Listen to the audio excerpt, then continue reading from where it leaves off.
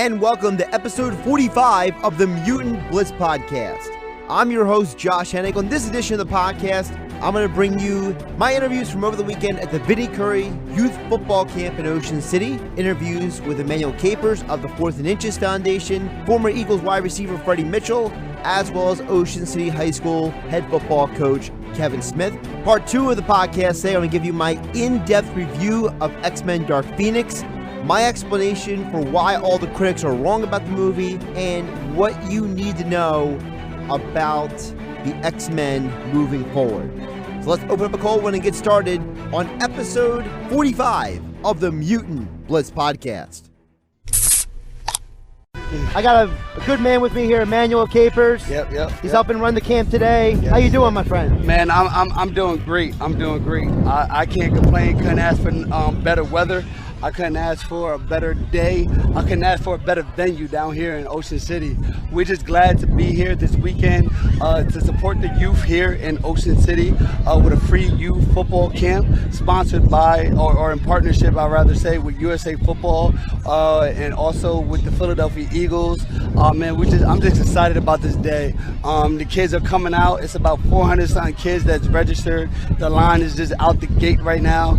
So it's just a great day. Kids getting free t-shirts, Eagles gear, the Eagles cheerleaders are here, Swoop is on his way, and the best thing, some Eagle players are on their way. So it's going to be a great day, great experience for some football fun.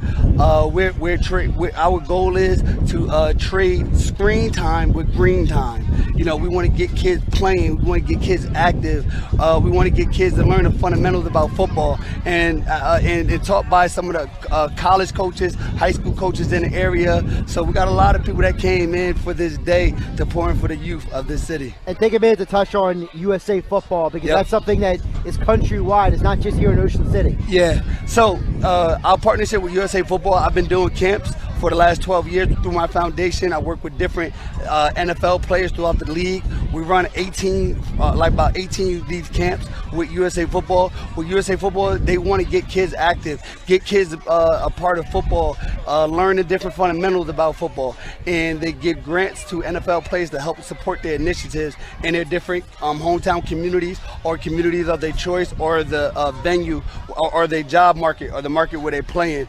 So that's what USA Football is about. They're a great partnership. You go to any NFL venue, the football logo, USA Football logos it's typed on the ground, or banners all over the field. So they have a great partnership with the NFL, and now they have a great partnership with different communities around through across America. And what's your website for the foundation? It's the 4th and Inches Foundation.com, 4th and Inches Foundation.com. You can see what next city we're in. Next week we're in Patterson, New Jersey. Okay. After that, we got Larry Fitzgerald camp down in Arizona, and then we got a 4-day camp down in Las Vegas. So we love this, but we're here today in Ocean City. We are here rocking with the Eagles players. I know some Eagle players going to come through. We're going to get them on the show, hopefully, when they all come through. We got Jason Peters coming. Future Hall of Famer right there. Yeah, future, big time. We got the guy Vinny here. I don't know if he's been on yet, but I know if he didn't, I know he will. Who else we got coming up? We got a couple. It's like 8-10 of those guys, and some other good guys from some other teams will be. Yeah, I got it now, because when I played football, you look like let me say, you look like fullback linebacker. I was a safety. Okay. So I'm big on defense. Yeah. So let's talk about fundamentals. Yeah. Tackling. Yeah. Tackling fundamentals are a big deal, because you see these guys even in the NFL. They're swiping at guys, they're reaching, they're not driving through the guys. And that's what this camp is all about. We're teaching the fundamentals about football. Tackling drills. The coaches going through tackling drills. USA Football adopted the Gator roll. The Seahawks adopted that. They created the Gator roll. with Coach Pete Carroll, and USA Football adopted in teams, youth teams, high school teams across America, across everywhere. They're doing this Gator roll. So we're going to be teaching the kids a little bit about tackling, how to tackle, where to put the head at the right place. Yep. So and also just give a venue, an opportunity for you coaches to learn some different new drills that we're going to be doing. We love to learn always from the NFL players what they're learning on their level. With the Eagles, they're teaching them, and they bring it here to their camp. So there's going to be a lot of learning, a lot of fun, and also too is going to be a lot of food here as well. We got some different other venues here that's going to be that sponsored food and everything else like that. So we're going to feed them, teach them, and we're gonna work them. All right, so before we let you go, website again. It's www.4finninchesfoundation.com. You can reach us there, see what city we're coming in next.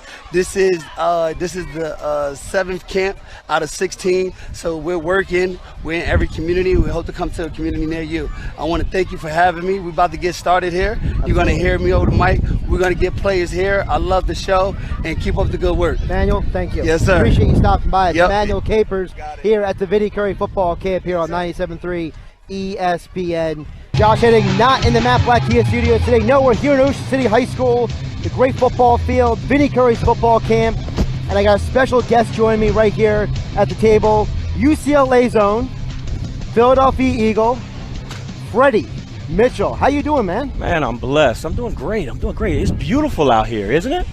Oh, I mean, this is a perfect day, is it not? Yeah, I mean, I appreciate Vinny, actually hosting this for the people here in the Ocean City community. This is amazing. Yeah.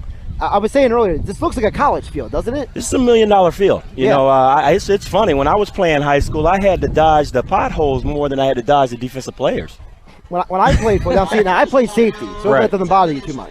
But I remember one time we were on a football field, and there was such a huge puddle that, like, literally they just called the guy down. Wow. Went in the puddle. Wow. Yeah, and you know what's so funny? Not only this, when I played in the vet, I played in that game where they canceled the game because the carpet was coming up. Right. Remember that? We played the Baltimore Ravens, and this field is it's intact. Yeah. Love it, love it. This is a beautiful day. I can't wait to go out there and talk to the kids. I mean, Vinny is coming back is an amazing thing. I was down in Tampa when he went down to Tampa. Really wasn't that happy. He came back here where he knew that they had a championship recipe and a championship blueprint for success. And, I mean, it's just amazing just seeing him now and just seeing the difference between just being happy. You know, you talked about him coming back being happy. You know, when you played in the league, I think people don't always understand for athletes, your happiness is important. Like, we've heard the cut from Jimmy Butler. He's talked about how, my happiness is more important than money. Right. You touch a little bit how After people you don't have understand that too. But, like, it's the balance, right? Right. You know, if your personal life isn't right, it's going to affect your professional life. 100% it does. It's a lot of things that go on with mental health and stuff like that. It actually affects you on the field, and that's why we're true professionals. And for us to be able to, when we're on the field, to be able to separate that's huge. That's huge. That's a profession inside itself. And now that we're here, now that we're happy, it's time to win another one. You mentioned winning another one. Deshaun Jackson's back. Carson Wentz is healthy. All things are adding up here. It's looking pretty good, right? Yeah, but I mean, it's a long season, and you can build a dream team a la Washington Redskins and not go anywhere. You know what I'm saying? Right. So the names don't really matter. The 1, 2, and 3. It's all about team gelling. It's all about the situations. Success is situational. A lot of people don't understand that, and who's utilized and who's not. So you can have the best of the best, but if you're not in the right situation, or if that team had prepared better than you did this week, it's not good. Sometimes it's good, sometimes it isn't. So it's good. So I mean, I'm out here. I've been in the Philadelphia community for forever. It seems like I haven't left yet. So I'm just here, relaxing and just having fun, man, and just enjoying the Philadelphia, fandom. The one and only Freddie Mitchell joining me here at Ocean City High School here on 97.3 ESPN. Got you here for a few more minutes. We got a lot going on with the camp today. I want you to talk about for a minute, when you made that transition from college to the NFL, and it's something I always like to ask athletes, because people don't realize we just had the NBA draft this week. Right. That transition from a collegiate athlete to a pro athlete. Can you touch on the challenges of that? I mean, it's starting all over again. You know, and like I was just saying, how success is situational. When I went to college, I was able to pick what team I thought that I could gel with. You know, now you're leaving it in their hands when you're in the NFL or when you're in the NBA, where they're trying to pick what team they think that, you know, they're picking on their needs and what they need. Not the whole camaraderie thing and everything else. You know, I'm sure a little bit goes into that, but they don't know like the players would know, you know, the best fit. So it's hard. And then, you know, you're at the top of your game in college, the best of the best, doing things, and you're very comfortable. That's when you play the best. But then when you go back to the NFL or NBA, it's like, man, I have to start all over again. You're a rookie. You know, and you have to go through it again, and especially in football. I mean, it's only 2 years is the standard time. I mean, it's amazing. It's not like basketball, which is longer. So, I mean, and it's a tough sport. So, with that being said, it's stressful. It's like starting all over again. What are you doing nowadays now that you're not playing? You know, I do a lot of help around the community. I'm very big on sports, mental health. I do a lot with foundations. I go visit hospitals. I'm retired and I'm able to just relax and enjoy life. I do a lot of fishing. I do a lot of golfing, and I'm raising a family. So I mean, it's a full day at the end of the day. But at the end of the day, I put in the work that I needed to put in to you know, to be retired and have a pension and live a great life. Favorite Eagles moment that wasn't that catch? and Chris, that catch you're referring to is which one is it? 4th and 26, right? Yeah. That's awesome. Favorite Eagles moment, and I'm not gonna lie, which is to me the best Eagles play in Eagles history is when Brandon Graham sacked it. When Brandon Graham sacked that quarterback. What's that quarterback name for the Patriots? I think his name. He played for Michigan, right? Yeah, Michigan dude. Brady? Is it Brady? Might be Brady. Yeah. So that's my favorite play, man, because I was actually there in the stands. I got to see it coming, and I'm just like, oh my God. If he does this is going to be the biggest play, you know. And I love that play. I don't think it gets enough recognition in the Eagles world. But I mean, without that play, you know, Brady could have went down and scored. Yeah. You know, I mean, because he was. I mean, it was an offensive ball game anyway. So with him, with Brandon Graham, shout out to Brandon Graham wherever he's at. You know, probably in Michigan, working out, getting ready for this season. But it's just that play right there. I mean, it was you only get one shot type of play. You got a prediction for this Eagles season? I think that we're going to definitely go to the playoffs. You know, I think that it's going to happen. I just want to see how the receivers gel. I want to see I need to see the defense, because we're losing, you know, the defense hasn't really gelled. So I don't care how good your offense is, defense wins championships. You know, I was just saying that earlier. Right. How, you know, to me, guys like Vinny is going to be important. Right. You know, people always talk about, offense. Guess what? Defense won the NBA Finals. Right. Defense gets you to that Super Bowl. Right. You know, look, no offense to Nick Foles. You know, God bless him, he's a Saint Nick and everything. Right. But the defense beat the Falcons. Defense, and you know, the defense, and that's what happened with Donovan McNabb as well. You know, defense gave us second and third opportunities to make something happen when we messed up. So it's really a defensive game, and that's where I love Coach Peters. Coach Peters understands the game. And what he does and what he brings as a player's coach and has played, he listens. You know, he's not a recalcitrant person where he's stubborn as hell. You know, he'll go out there and he'll understand and he'll listen and he'll be like, hey, you know, defense first. Freddie, I appreciate your time today. No problem. I know you're busy with the camp today. I appreciate you taking a few minutes. Man, I love the Philadelphia community. And if you're around, everybody, I'm on Instagram. Follow me at FMitchell84. That's at FMitchell84. I'm verified. I have the best Instagram in the world. There you go. Follow him on Instagram, folks. Go Eagles. Go Eagles. Fred X here on 97.3 ESPN. Thank you again. Joining me right now at the table, the head coach of Ocean City High School, Coach Smith. How you doing today? Doing great. Thanks for having me on. I appreciate you jumping on. You know, looking at this field, I was telling, you know, Freddie Mitchell will agree with me. This is like a college field here. I mean, this field is impressive, Coach. Yeah, this is a cool venue. I mean, just to be right on the beach like this, and the new surface, which is beautiful, and I mean, it's a beautiful summer day. What's better than this, right? I mean, Freddie and I were talking about how I mean, we're not exactly old, but I mean, we remember when we were younger, we were running around in fields that had like holes in it. And Yeah. I told Freddie there was a time I played a game, they called the kid down because the puddle was so deep. They were just like, never mind, you're down. Yeah. So- We had when Hurricane Sandy hit, we had waves rolling into the end zone here, and it was like a lake for a while. So this is a major upgrade, to say the least. So give me your thoughts on, I mean, this is an amazing thing to have here. Vinny Curry, the Philadelphia Eagles. I mean, it really gives an opportunity to not just, help the kids in the community, but also, bring a couple people to realize, what you guys have here at Ocean City.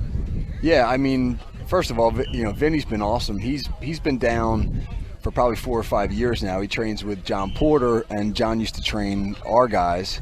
So he brings Vinny out, and Eric Ebron and some of the other guys that he's worked with, and they spend some time with our kids in the summer, which is awesome because their kids get a little starstruck looking at these NFL guys, but they also get to hear how these guys made it, and they're always really positive with our kids. So it's been great to be around Vinny, and then obviously this is huge for the community and just for the area in general to have all these guys. Is there something that, from a day like this that, is there an element or like something that happens that you typically look forward to the most, or are you just taking it all in? Well, I have a 6-year-old, my son Aiden, he's out here, and I'm just like having a blast watching him, because, I mean, he's being around pro football players for a 6-year-old, that's like a dream come true.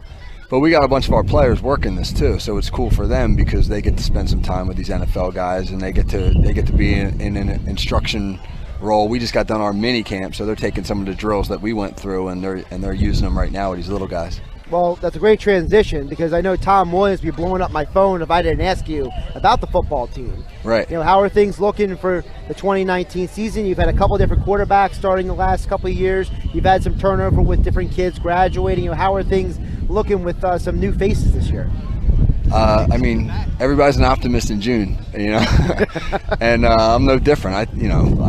I felt we had a great camp. I think we got some very good young kids in the program. I mean, our numbers are great. We have over 60 kids in the varsity team, and I think it's on paper, I feel like we're in a pretty good position right now. You never know with high school kids. You never know until you actually get going for real. But I'm pretty encouraged by what I see. When I make this statement, you tell me if this is too much, okay? To me, from my perspective, as an observer and a guy who's been covering high school sports, to me, I think Ocean City football team is in a very healthy place, and maybe the healthiest place it's been as a program with the school and everything, probably in a long time. No, I think that's very accurate. I mean, we're coming off of back-to-back playoffs. We haven't done that in 15 years. The freshman team the last 2 years went 7-1 and 6-2. With 30-some freshmen, incoming freshmen for this year, which puts us at almost 100 kids in the program. I mean, that's all really positive stuff. We got a lot of help from our administration and from the community. So, I really believe that football is great for a small town like Ocean City. And we've been trying to, really build it as a community program. So, I think you're in the right, your assessment's right. Well, Coach, I appreciate you taking a few minutes. I know your son's out here. You got a lot going on out here, but I appreciate you taking time to visit with me here on 97.3. Awesome. ESPN. Thanks so much for having me. That's Coach Smith over here at Ocean City High School. Got the Ocean City hat and everything going, I mean, he's all decked out. Got the Vinny Curry shirt and the Ocean City hat. He's representing both here. Topic number 2 on episode 45 of the Mutant Blitz Podcast, X-Men Dark Phoenix, a movie that had been postponed not once, but twice, but 3 times before it was finally released in June of 2019. And for all intents and purposes, it has been a box office failure. In its first 2 weeks, it has only grossed over $52 million, a number far short of its estimated $200 million in production costs. In week 1 of its release, it couldn't get number 1 in the box office. It became in second place The Secret Life of Pets 2.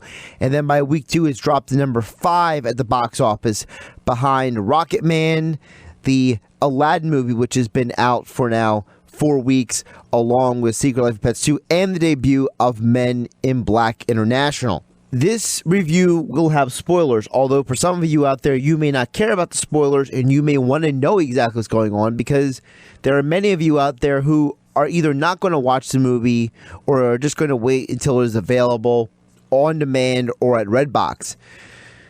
I went into this movie with a totally open mind. I did not want to let reviews and online opinions jade my judgment, mostly because of the fact that I also found that there are other superhero movies recently that had very positive and negative reviews online, and I found that those reviews to be very inaccurate as well. For example, there were some mixed reviews about Captain Marvel. I found that those reviews were totally inaccurate in the portrayal of that movie. Also, Aquaman, same thing.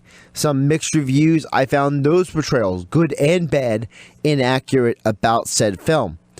To just set the stage, X-Men Dark Phoenix was supposed to be the next stage in a line of X-Men movie that had picked up with the soft reboot of the X-Men universe by Fox about 9 years ago with X-Men First Class. The idea was that it was a younger Charles Xavier and a younger Magneto, and this was the world's introduction to these frenemies, one-time adversaries, one-time friends, however you want to quantify their embattled relationship. And while the movies like X-Men First Class and then X-Men Days of Future Past were very well received at the box office, the third movie in this soft reboot that Fox Studios did, X-Men Apocalypse, took a major dip compared to X-Men Days of Future Past. And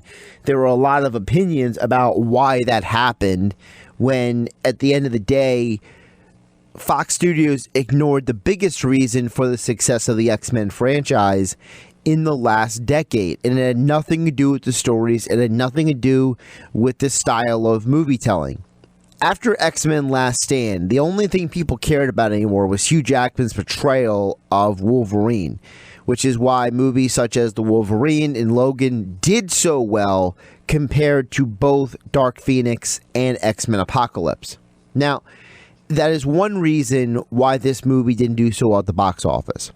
The second reason why this movie didn't do so well is because it went through multiple delays in terms of release date and in post-production. After a lot of reshooting, X-Men Dark Phoenix was expected to be released in November of 2018.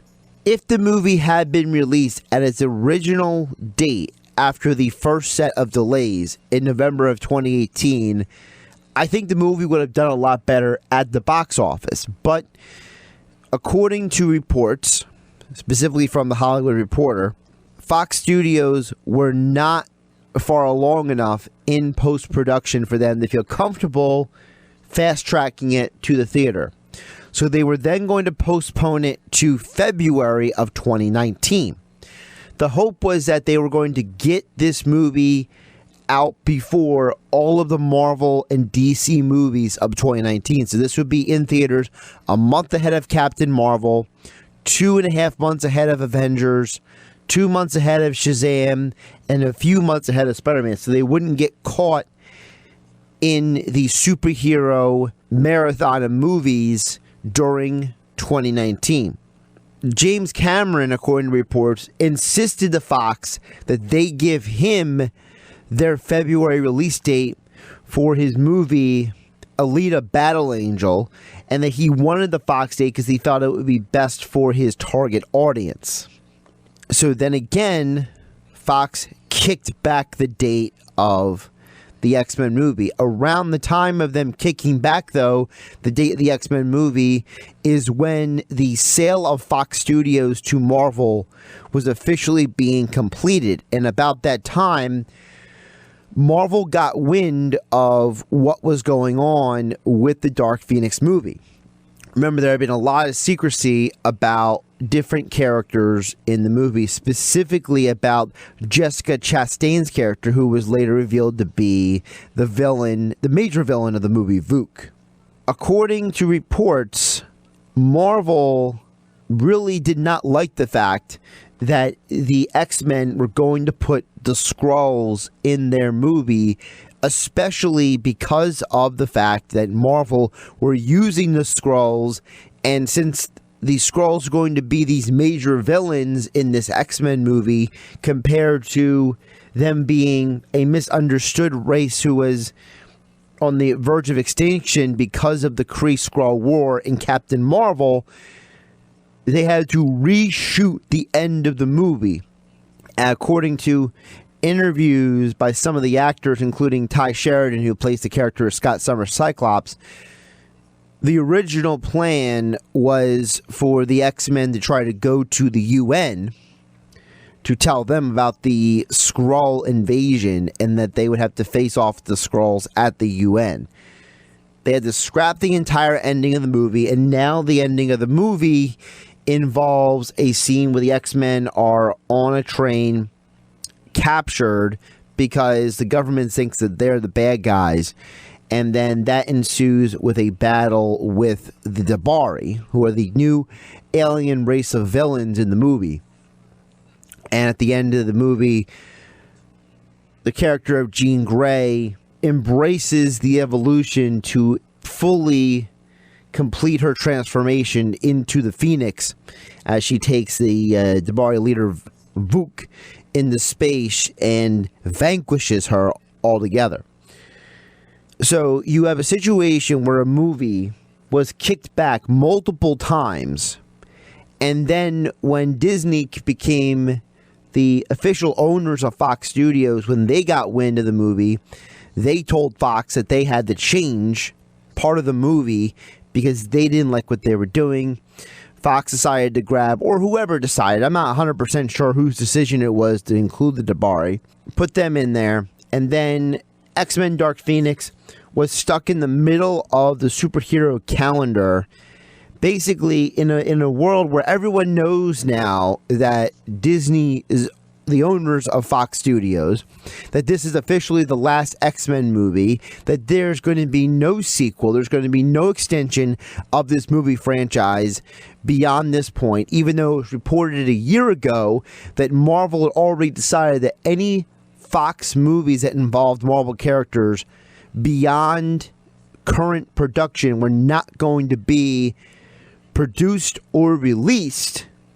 Marvel did exactly what the report said. They said this movie's in post-production, we're going to finish it, and we're done. And so what you have is a movie that the moment it got delayed from the November 2018 date was doomed from the beginning. And it's a total shame.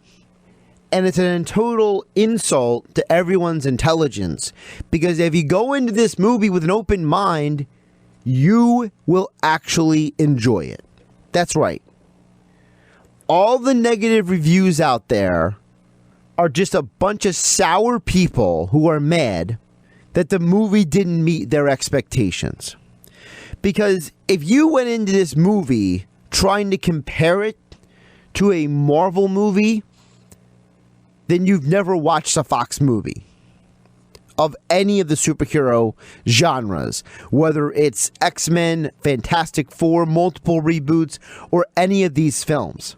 In fact, this movie is probably closer in relation in style of production to the old Sony movies of Spider-Man than it is anything else. The movie may not be the greatest storytelling. At times, the story does feel a little rushed. The movie doesn't fully explain how we get from one scene to another. Not like you don't understand what's going on, but it feels like, wow, that we got from point A to point B a lot quicker than I expected. For example, the scene of Jean Grey trying to wipe the blood off her shirt after accidentally killing Mystique, to then all of a sudden she's at Genosha, where Magneto has his safe haven for mutants away from the world. There's no real explanation for what was the moment where she decided that's where she was going to go. There was never an explanation before that of Eric Letcher even being in Genosha. There was no explanation for the mutants in Genosha. It was very quick and fast and loose, the way they got from that point A to point B. And I personally was not a fan of that. I think that could have done very differently. I also don't like the fact that when the Dabari come to Earth, at no point do the Dabari really explain properly to Jean Grey the history of the Phoenix Force, which, if you're a race that is supposed to be as old and as knowledgeable of the Phoenix as they claim to be, and as they semi-show during the movie, they would have a better explanation for the history of the Phoenix Force than the one given to Jean Grey. So the movie wasn't perfect. I'm not going to get up here and act like this was a masterpiece or anything. I told somebody recently that for me, if you're rating this movie on 5-star rating, I'm giving it a 3 because it delivers on what the movie said it was going to do. It was supposed to be the next chapter in the X-Men story. It's about the Phoenix Force. The movie revolves around Jean Grey's character, portrayed by Sophie Turner, and it delivers on that. The movie also does a very interesting explanation for the timetable of the X-Men universe, which has been the complaint of a lot of the hardcore fans of the X-Men movies and the X-Men characters online. And that is, if you go by the story that they portray in the movie, number one, it has Jean Grey going off and not being a part of the X-Men anymore at the end of the movie, set in 1992. And a lot of people who are watching the movie say, well, how does that fit in with the X-Men universe when about 10 years later, Jean Grey is supposed to be at the X-Men Institute with the other X-Men in the original X-Men trilogy, which was set in the early 2000s. Well, the people who are putting that theory out there are ruling out Marvel's explanation in the comics and in the movies about time travel. X-Men Days of Future Past created a new timeline. A timeline where there are no Sentinels moving forward. That there is a different series of events than what happened in the original timeline. See, the X-Men fans are just mad that the movie doesn't fit the style and the story that they wanted. There was an expectation that certain people had that this movie was going to be a more traditional telling of the Chris Claremont Phoenix saga, which it wasn't, and it never should have been, because there's never been a point in time where Fox has told the X-Men stories, whether it is bringing in William Stryker, who in the comics was never a member of the military, whether it's bringing in various characters such as Sebastian Shaw, who they loosely refer to the Hellfire Club, but totally change how the whole functioning works from what it is in the comics. Fox has shown multiple times to not care about comic continuity. For example, in the comics, Wolverine is shorter than Cyclops, and he's about 5'6", 5'7". In the movies, Hugh Jackman is a much taller man than 5'6", 5'7". And he is actually taller than every Cyclops actor in the entire Fox X-Men universe. So there's multiple instances where Fox doesn't give a darn about comic continuity. And now, in 2019, a bunch of crazed X-Men fans, because the movie doesn't fall in line with X-Men continuity, stop it. We already know what the explanation is for this issue. You just don't like the movie. The movie doesn't fit into your mold. Whereas, if you actually watch the movie for what it is, I'm actually impressed that Fox didn't totally botch this. And if you break it down to the functional storytelling, it actually makes more sense than X-Men Apocalypse. And in fact, this may be one of the most accurate X-Men movies in terms of explaining the powers and abilities of the X-Men characters.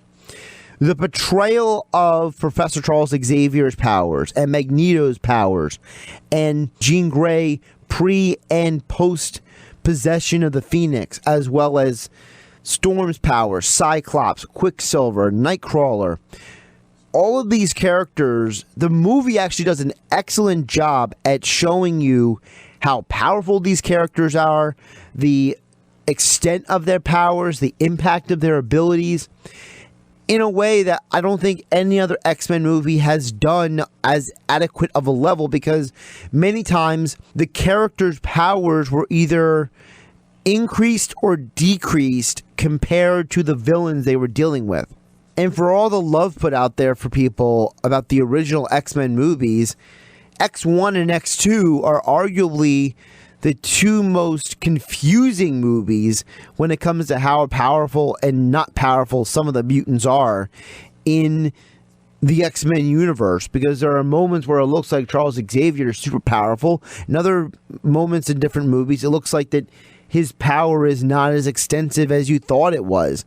It's just a confusing thing that they do with Patrick Stewart's Professor Xavier character, whereas in this movie, as well as the other soft reboot movies with James McAvoy, I thought they do a better job at demonstrating and portraying Xavier's powers. Sophie Turner, whose character of Jean Grey is the main focus of the movie, Sophie Turner does an excellent job. She owns the movie. She displays a character with complex emotion. She displays a character with a great number of levels of emotional complexity and relation to the different characters, the development, the evolution of the character. She does a great job with this movie. And it's a shame that the movie has been such a box office bust, because there are a lot of people that when they eventually do get around to seeing this movie, they're going to find out that Sophie Turner did an excellent job in this movie, and that this is probably a movie that she could very well have mailed it in. Look, she is an actress who, young in her career, she's a rising star in Hollywood. She just came onto the scene thanks to the television show Game of Thrones, that really vaulted her marquee and her name recognition to a different level.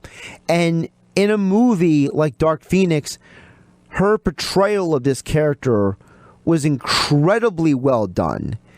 And it's a shame now that people are just criticizing the movie and no one wants to talk about the appreciation for the great job that she did at expressing a character that, for all intents and purposes, everybody was failed by the portrayal of the character during X-Men Last Stand over 13 years ago.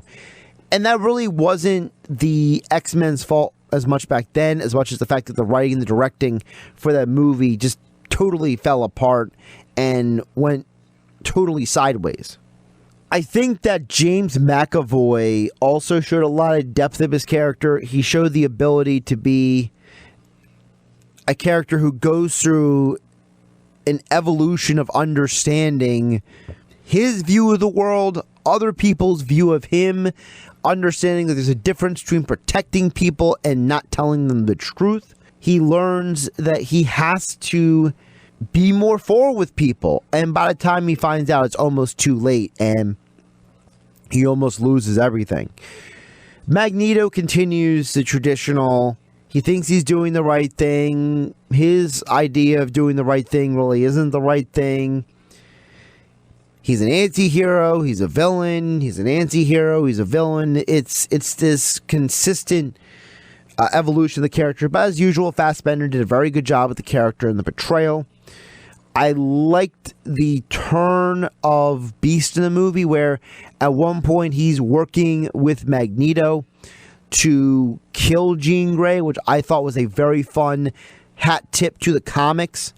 There was a time in the comics where Beast is a villain known as Dark Beast. Very long story. I'm not going to get into it here. But it's a nice hat tip to the comics. Eventually he becomes a good guy again and helps the X-Men in the end, when everybody kind of comes to their senses that they're all just being irrational. I liked the diversity also shown by Nightcrawler in the movie. I thought Cody Smith-McPhee has done a very good job in the small amount of time he's been allowed to be on the screen. He's done a very good job at showing the different layers to Nightcrawler in the last two movies, showing that basically Nightcrawler is a character who he wants to be a good guy. He has a bit of a dark side because he's been through some evil and bad things, but at the end of the day, he only does what's necessary to save the day, and he's not trying to go out there and try to prove himself or show how tough he is or anything like that.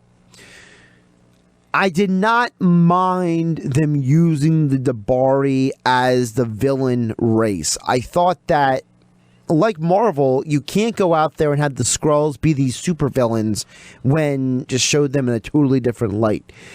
Also, in the comics, Vuk is a member of the Dabari. It's not the most ridiculous thing in the world. Now, Vuk has a very limited comic book history. At different times, Vuk has been an ally of heroes. Vuk has been an antagonist of heroes. It doesn't bother me that Vuk is the super antagonist of the movie. It doesn't bother me they used the Dabari. In fact, in the comics, the Dabari homeworld is destroyed by the Phoenix Force in the comics. And it is a very major bone of contention in the comics, which leads the Shi'ar Empire to come to Earth and put Jean Grey on trial for the destruction and the murder of an entire race of people in multiple planets. Them using the Dabari in the movie is not, in terms of comic books, far-fetched. What was far-fetched was this idea that Vuk is able to absorb and take into herself the Phoenix Force. That, to me, is really where the movie went sideways and got it all wrong. Because what makes the Phoenix Force saga in the comics, whether it's the original run by Claremont, whether it's the later explanations in comics in the 80s, 90s, and 2000s of the Phoenix Force, to even the modern day retelling of the Phoenix Force's history, the Phoenix Force is an entity. It is not something that can just be manipulated and used. The Phoenix Force has its own thoughts, has its own thinking, has its own feelings. The Phoenix Force is pure energy, pure emotion.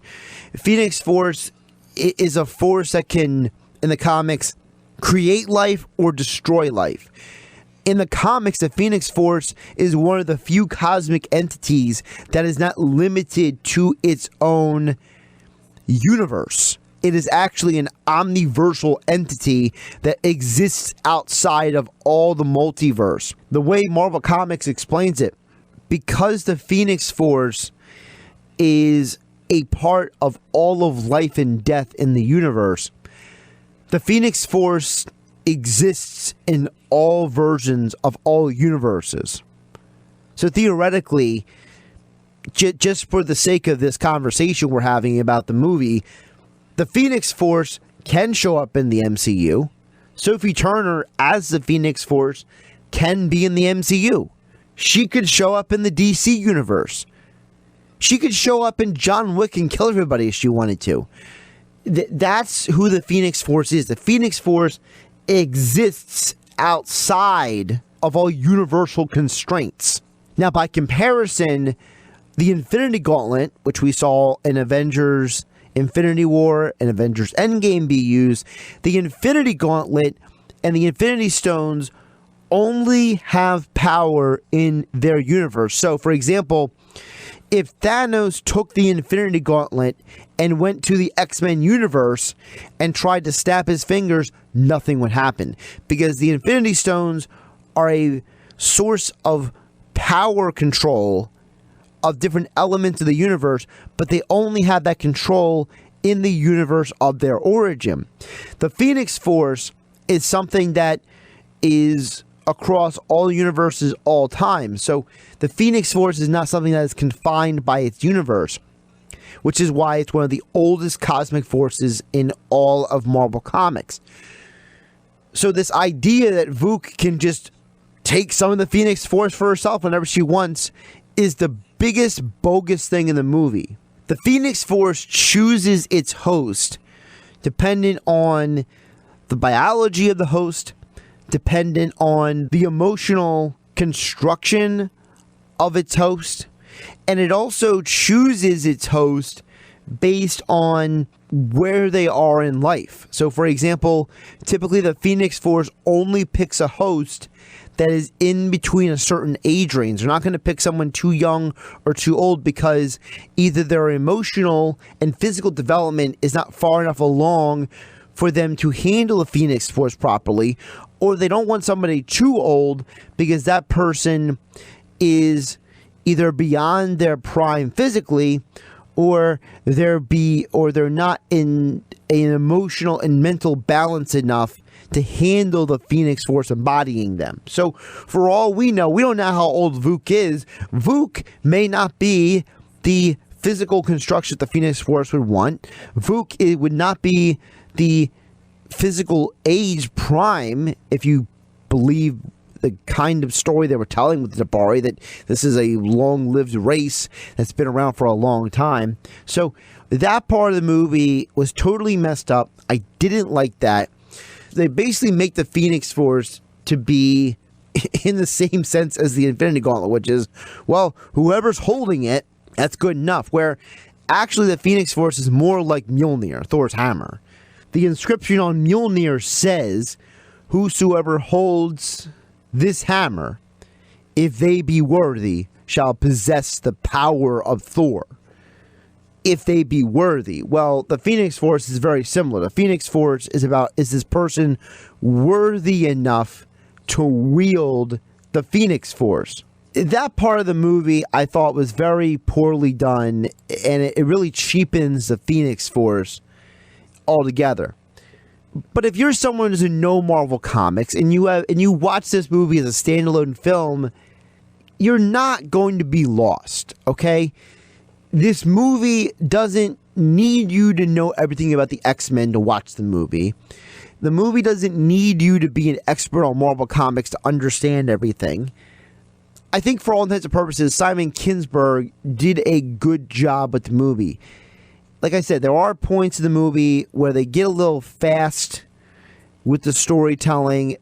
I don't think it were fast to conserve time, or if it was part of the edits in the post-production. The Dabari being in the movie instead of the Skrulls did not bother me. I thought Sophie Turner did a great job. James McAvoy did a great job. I thought overall the movie for me gets 3 stars. I understand people's frustrations because they go into it with a specific expectation. At the end of the day, this movie was never meant to be truly part of X-Men continuity. Yes, the movie does not explain how Jean Grey could tap into the Phoenix Force in X-Men Apocalypse, but now all of a sudden she has the full power of the Phoenix Force after absorbing this, what they thought was a solar flare, what they come to find out is the Phoenix Force in this movie. Also, the timeline of the movie doesn't add up. In 1975, Jean Grey is supposed to be 8 years old. Again, according to the movie. So, that means that she was born in 1967.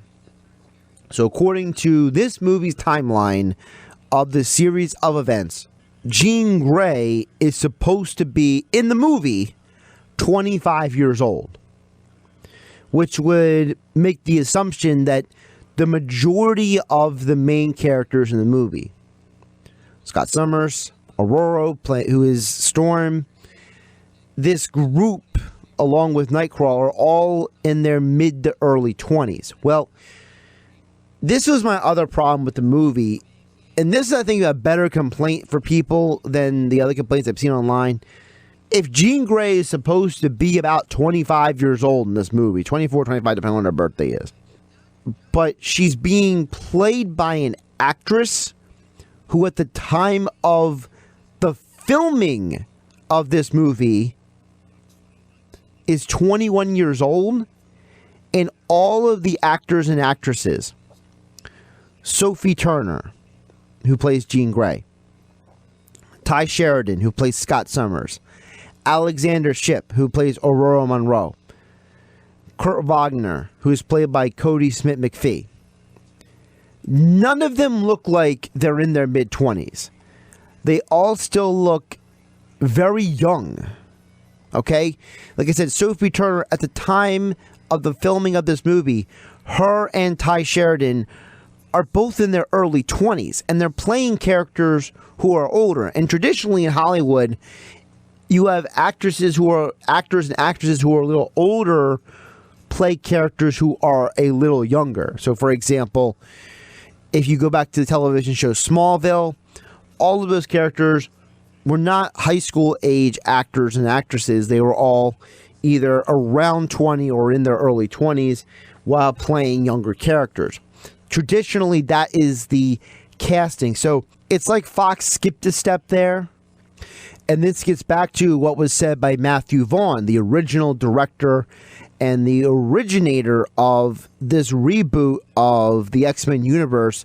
This idea that he did not want to go the direction that Fox did, where he wanted to have a slow build-up to X-Men Days of Future Past. He wanted to have a slow build-up to X-Men Apocalypse. That he felt that Fox did not follow his plans, and that's why Bryan Singer was brought in, because they wanted to skip steps in the telling of the X-Men story. So, as far as he's concerned, all the ages are wrong anyway, and that proved out in this movie, and that you have actors and actresses who are supposed to be playing characters who are older, and they look much, much younger. Look, no offense to Ty Sheridan and Sophie Turner, they do not, at this point in time, in the face or physically in any way, look like they're in their mid-20s. And it's not their fault. It's because Fox shoved this thing further down the road than it needed to be. The movie didn't need to be set in 1992. It could have been set in 1988. It could have been set in 1986. It could have been 1989. But Fox seemed intent on having the fourth movie set in a different decade. X-Men First Class was in the 60s. Days of Future Past was in the 70s. X-Men Apocalypse is the 80s. And then X-Men Dark Phoenix in the 90s. They were so intent on having four different decades touched by these movies. And I think that in all is really the telling and the most intricate element of what was wrong with Fox having these movies. At the end of the day, Fox has shown us that whether it's the X-Men, the Fantastic Four, Gotham, The Gifted, Fox did not apply the same ideas, strategy, or beliefs that they had with their most successful properties. For example, on television shows like House, Prison Break, 24, they did not apply those beliefs and ideas to the biggest names of their properties. As Fox is now absorbed into the Disney network of studios, and now that these characters are going to be brought back into the MCU in Phase 5, so you will not see any X-Men or Fantastic Four in the next few years in the Marvel Cinematic Universe. What this movie shows us is another example of how Fox cannot handle the creative license given to them due to their ownership of these properties in telling these stories correctly. Every turn, even when they made big money, like with X-Men 2 or with X-Men Days of Future Past, they failed the audiences, they failed the origins of the characters, they misrepresented the characters, they misrepresented the stories, they misrepresented the original intent of the characters, of the concepts, of the stories that was being brought forth in the comics. I'm not asking you to be 100% comic accurate, but as Marvel Studios has shown us, you can still be true to the original intent of the creators of these characters creators like Stan Lee and Jack Kirby and writers like Chris Claremont and Dan Slotts. And you can take all of these people's hard work, decades and decades of work, and give it a true and honest portrayal. And Fox showed that at every turn with the X-Men and the Fantastic Four, they were incapable of being true to the source material. With Gotham, they were totally intent on portraying the mythos and the world around Batman in a way that was never intended in the comics. The abomination that is a television show Gifted, totally just throwing a wrench into the entire mutant universe and just totally messing up and confusing every character and every viewer who watched the show or suffered through the show. Because for as far as I'm concerned, I couldn't watch the show. I dropped it after 4 or 5 episodes. It was just totally an embarrassment. Fox showed that they could not handle the liberties given to them. Sony showed us that they were able to be successful with the liberties given to them. Not that every Sony Spider-Man movie was excellent, but they showed that they were not totally abandoning the source material and the original intent of Spider-Man in the way that Fox did with all of the movie properties that they were, for lack of a better term, blessed with the opportunity to get. Let's be realistic. If Marvel doesn't have all the financial problems that they had in the 90s and basically almost going out of existence, having to sell off the movie rights and the distribution rights, the different characters, whether it's the Hulk and Namor to Universal, the X-Men, the Fantastic Four to Fox, and then Spider-Man to Sony, if it wasn't for Marvel being in such a bind financially, Fox would have never gotten these properties. They would never made the money and the time and the resources and everybody giving a darn about them making these movies. They were gifted an opportunity to do something that had never been done before. And instead, they set the groundwork for the MCU indirectly. They created the monster that bought them out. Because what did Kevin Feige and Joe Quesada and Jeff Loeb and the folks at Marvel do? They watched those movies, X-Men, X2, X-Men Last Stand, the Fantastic Four 2, Rise of the Silver Surfer. They watched the Eric Bana Hulk movie, which was just totally a mess. They watched these movies, and at some point, everybody looked at each other, whether it was in a specific moment or a accumulation of moments, and said, these studios are ruining these characters. These studios are corrupting the entire public's view of these characters. Because if these studios can tell such cross-eyed versions of our characters and just total rewritings of their stories and make money off of it, we can do it better and do it the right way, and maybe we'll make as much money as they did. Well, Marvel did it better and they made more money than all of them, and at the end of the day, you have a Marvel Cinematic Universe, which is a billion-dollar industry, and they were able to just happen to have about $60 billion around to Disney to buy up all these Fox properties. And remember, they're making some of that money back because they had to sell off the 22 regional sports networks that were part of the original deal from Fox. So I think we're all better off that Fox no longer has their hands to meddle in these properties. And it's a shame that we came to this point, because I think that an actress like Sophie Turner and an actor like James McAvoy and an actor like Michael Fassbender and an actress like Jennifer Lawrence did a phenomenal job in portraying their characters in the last 9 years.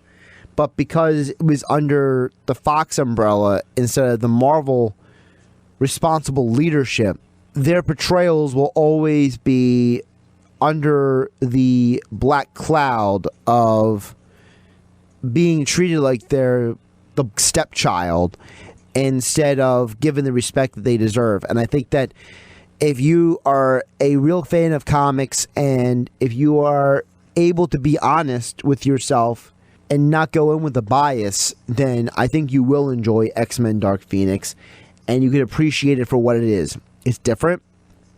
It's a style of movie that is different than the other X-Men movies. It's not like a Marvel movie.